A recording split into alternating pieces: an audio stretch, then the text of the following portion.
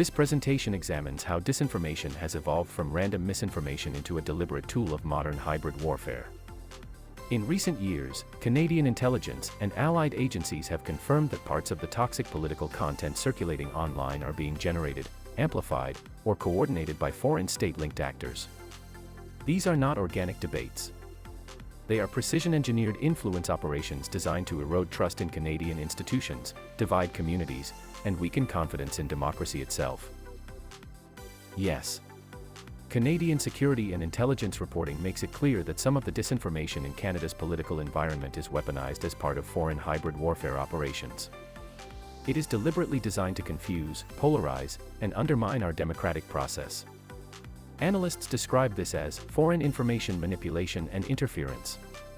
Russia and China, in particular, have deployed coordinated campaigns that amplify divisive narratives, target key voter groups, and distort public discourse around national security, energy, and foreign policy. The goal is not to convince Canadians of one single falsehood but to exhaust our trust, to make Canadians question facts, institutions, and even one another.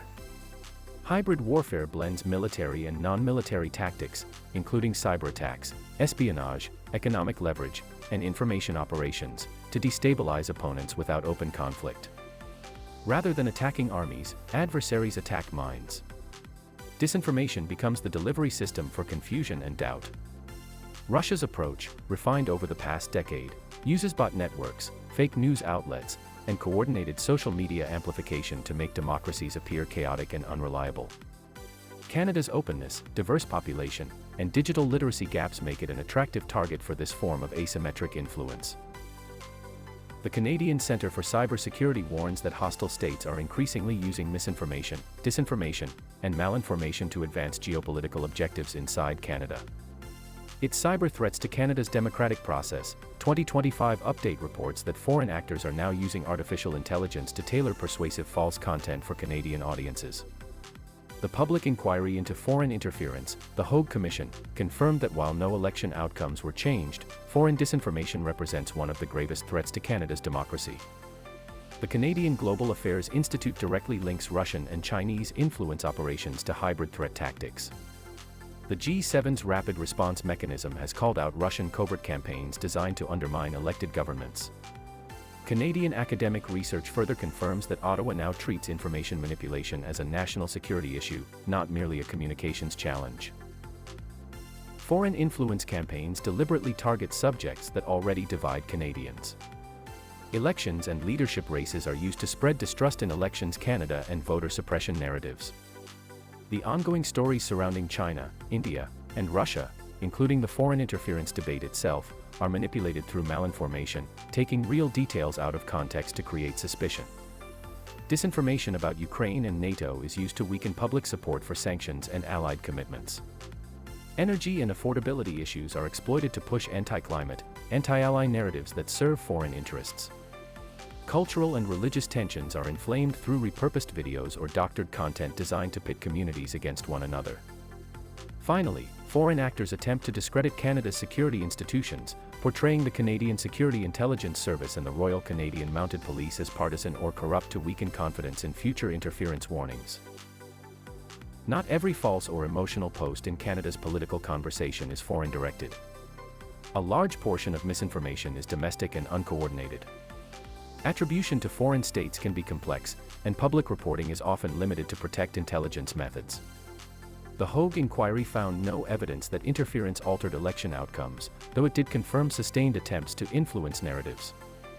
This means Canada's democratic structures remain intact, but constantly tested. Vigilance, transparency, and public awareness remain essential to resilience. It is accurate to say that a meaningful share of the divisive and misleading content circulating in Canada's online discourse is weaponized as part of hybrid warfare. These information operations exploit free speech, manipulate algorithms, and prey on emotional reactions. Their objective is to corrode trust, fracture unity, and undermine confidence in democracy. Canada's defense relies not only on cyber infrastructure but on civic literacy, citizens who verify, question, and resist manipulation. In a world where lies travel faster than truth, critical thinking becomes the front line of national defense. This presentation draws on multiple verified sources. The Canadian Centre for Cybersecurity provided baseline intelligence through its National Cyber Threat Assessment 2023 to 2024 and its Cyber Threats to Canada's Democratic Process 2025 update, both documenting state-sponsored disinformation and artificial intelligence manipulation. N. J. Jackson's 2024 article The Securitization of Foreign Disinformation in Security and Defence quarterly examined Canada's evolving treatment of disinformation as a national security threat. D. McMahon's Maligned Influence and Interference in Canada for the Canadian Global Affairs Institute identified Russian and Chinese hybrid tactics directed toward Canada.